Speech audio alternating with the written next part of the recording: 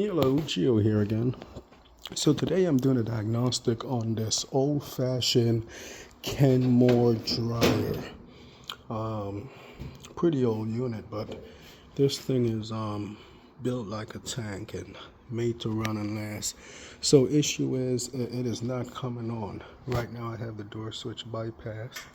So you could set it to time function and hit the start button and nothing happened.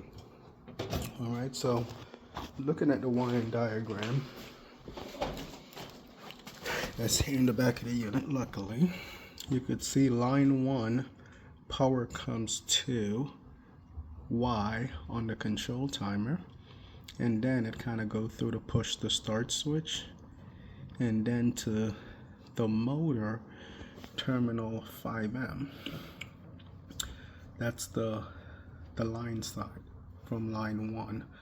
And you could see here on the neutral side, power comes down, goes through the door switch, goes through a terminal fuse, and then go to connector 4M on the motor. So with the neutral at connector 4M and the line side going through to push the start switch, which is just a temporary connection, sends power over to the start side of the motor. And once the motor is up and running, the centrifugal switch kind of kicks in, and then power will start to go to the run side of the motor, which is 6M. That will keep the motor running. So the issue I'm having here is, and once I check it, I realized that I was not getting 120 volts from terminal 4 on the motor connection to terminal 5 when I push the start switch. Let me show you what I mean. I'm supposed to get 120 volts from this point to this point. This is the motor here. So let me show you what I mean. So I got my voltmeter here, set it to the low Z function, which is very important.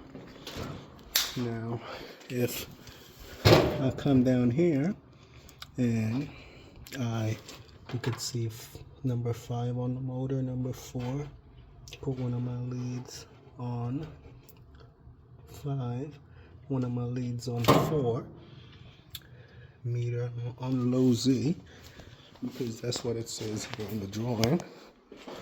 Let's take a look. See number 4 and number 5. So from this one to this one, I'm supposed to be reading 120 volts. That is the push the start switch, which is right here. This is the motor. This door switch is up front. This terminal fuse is in the back here on the blower housing. So let's see what I get when I push the start switch.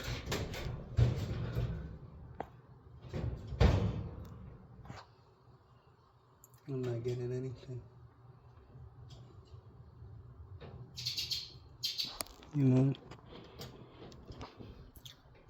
I'm not getting anything on the push the start switch.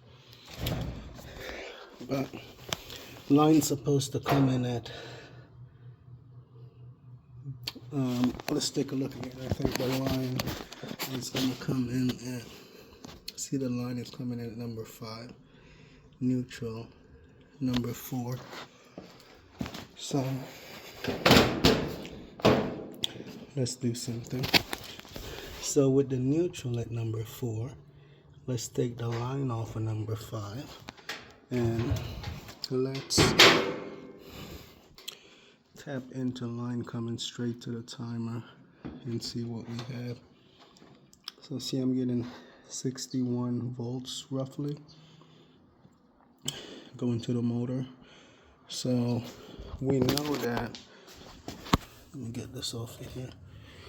We know that we have 120 volts coming to the motor, because from terminal CS to the yellow wire, we have 120. So there's definitely a short somewhere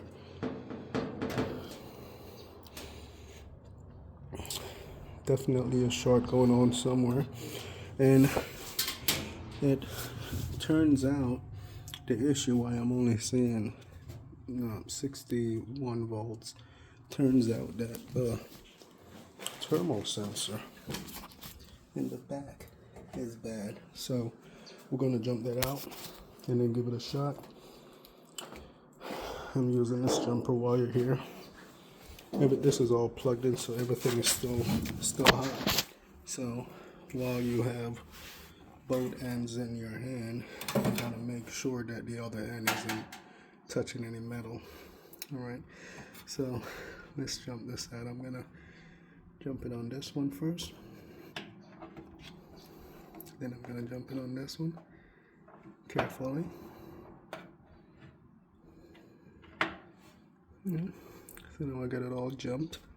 This thermal fuse, which is actually right here, I just jump it. It's like a switch.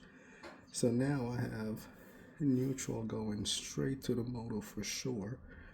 And once I push the start switch, power is supposed to go to 5M, neutral is supposed to go to 4M. This motor is supposed to run. Centrifugal switch supposed to kick in. That will send power over to turn on the heating element.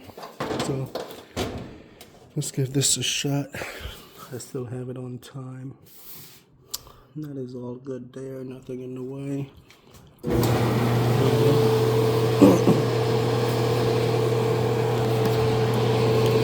And if we come down here,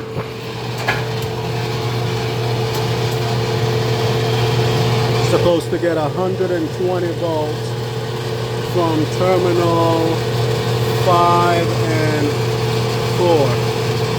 So perfect. So this motor is still really good. It's heating really good. So that's all this unit needed. A new thermal switch. And that will get everything running like new. Alright, so if you guys have one of this unit and the motor just won't come on, or it just kind of hums a little bit, check that thermal fuse switch in the back. Well, thank you guys for tuning in. Really appreciate it. Hit up that like button, share button. Please share the content to someone that you think will benefit from, the content. Alright, thank you guys. Geo out.